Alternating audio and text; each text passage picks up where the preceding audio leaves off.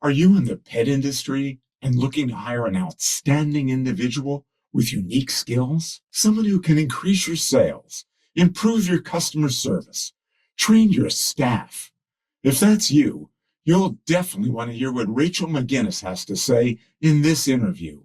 Rachel has a lifetime of experience in the pet industry and is ready, willing, and able to combine her experience, capabilities, and pet industry passion for the right organization. This is Voices in the Spotlight. Hi, Rachel. Welcome to Voices in the Spotlight. Thank you very much, Jeff. It's a pleasure to be here. I'm excited to have you on to talk a little bit more about yourself and your capabilities and what you're looking to do. So maybe we should start by talking about the fact that you've been in the pet industry for many years. You've been an owner, you've been a general manager of more than one successful pet store in Florida, and it's, I guess, over 16 years now. Why have you decided to step down from that role now, Rachel? Well, I first want to say that I have been so grateful to have been born into this industry. One of the first memories that I can think of is when I was working for my parents and I was standing on a milk crate behind the cash register, counting back change to customers. That's just left such a huge imprint on me that I love the industry. I worked for them from the time I was growing up until about 2008, where I met my husband at a trade show. I tendered my resignation, went to go work for him, ran that successful store called Pets Plus until 2020. We rebranded to Leo and Lucky's to have more of a focus on dog and cat, and continued to grow the store double digits year over year. About that time, I was studying for my pet nutrition certification, and that led me to our food system. And I wanted to start raising my own animals and my own vegetables and things like that. So we looked for a piece of property and we found a spot in Georgia. And that's where we currently live now. With that being said, when I was at the store, COVID enabled us to be able to work remotely to Georgia because we did a lot of things on Zoom and we were able to find more remote activities. And that gave us time to groom our management team to be able to run the store in our absence. And they've been doing a great job. I'm still passionate about the industry.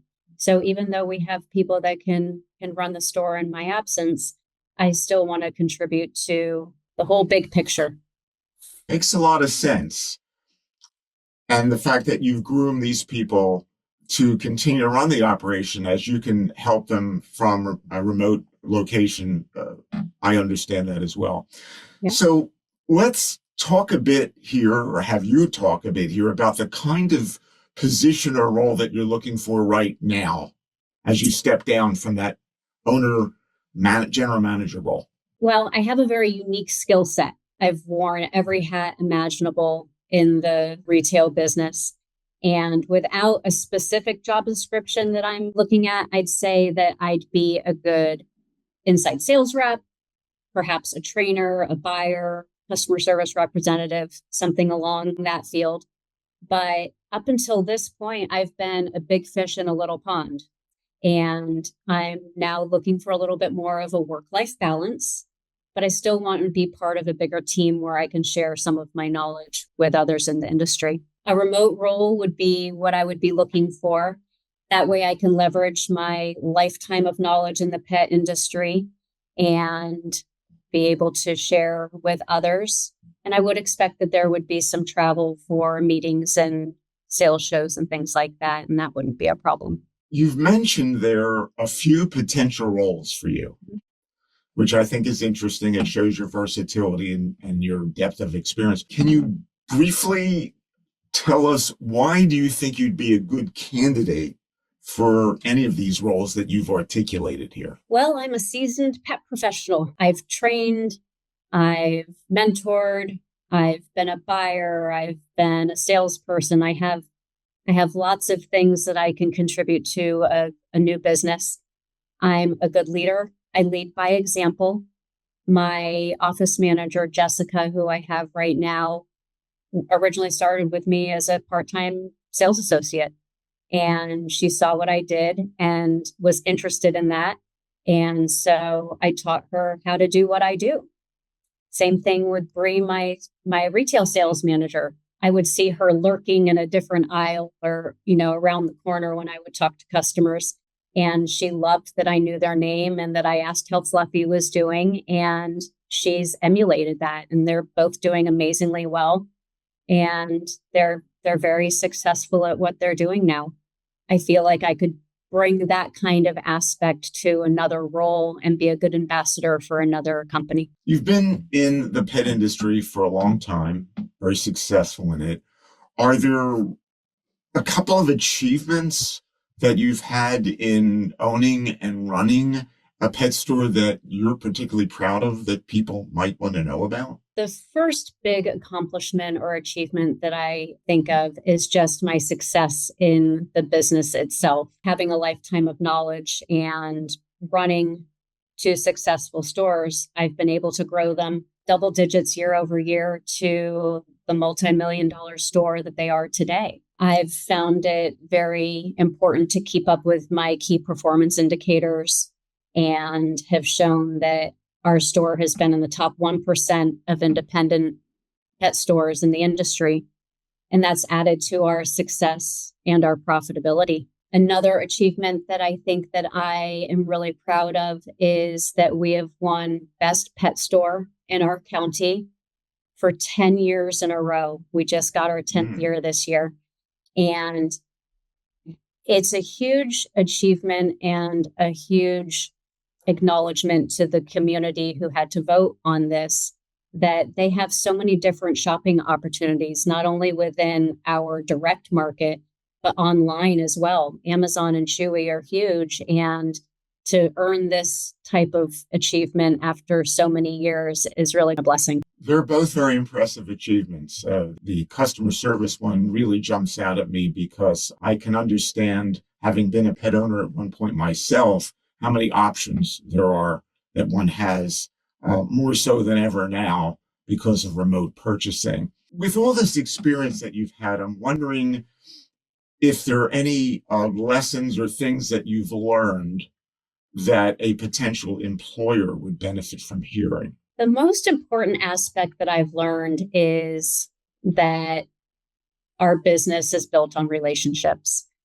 I've never looked at it as a sales position. I've looked at it as a relationship position, and I happen to sell pet supplies. In the past, I think that other pet industry peers of mine have been more focused on the sale. Not only that sale, but the sale of the day, the sale of the week, the sale of the year. And I focus on the relationship because the relationship will build the sale. And that's going to be something that you earn a lifetime of business with. An example of that would be, I have a gal named Donna, and she had been in the hospital for quite some time, and she got out and she sent her husband in to buy some dog food. He thought he'd branch out and get something different. He goes home and she called me in tears and said, I can't believe you'd send him home with something that I don't normally buy. And I said, Donna, I'm so sorry for the inconvenience. I'll go ahead and bring you over what you'd like. I brought it over to her and she met me in her robe and her toxins running around her feet. And she invited me in very graciously and explained to me all of her trials and tribulations that she's been going through. And she happened to mention that she was going to be going back to the hospital to get some more tests done. So I made a mental note of that and called her the following week to check up on her. And she was so appreciative of my phone call, and she had good news that her prognosis was good. So I think it all boils down to relationships sell products, not the price. The customers want to do business with who they like doing business with. Rachel, this is really helpful information for an employer or a recruiter. Is there anything else that you would like to add to what you've said already? I would say that just a reminder that I have a very unique skill set. I can build businesses. I can increase sales. I can increase profitability.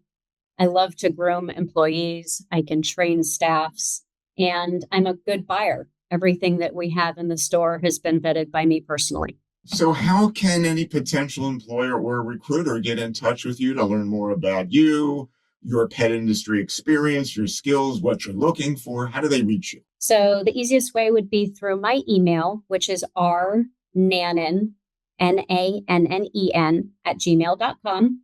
I also have a LinkedIn profile, which is Rachel McGinnis. If anybody wants to look at some of my YouTube videos that I've done for our store, it's under Leo and Lucky's. Lastly, I have an Instagram account that if anybody wants to see what I've got going on at the farm, they can check that out. And that's R McGinnis, McGinnis with the number 13. So R McGinnis 13. And you can see what's going on our little piece of heaven. Great. And it all goes back to your love of animals, doesn't it? It's my passion. I couldn't think of anything else that I'd rather do. I was born to do this. Isn't that wonderful? Well, Rachel, it's been great having you as one of our voices in the spotlight. Thank you. Thank you. I appreciate the opportunity. You've been listening to Voices in the Spotlight. If you would like us to shine the spotlight on you or on someone you know, let us know on the Contact Us page at www.jeff-ostroff.com.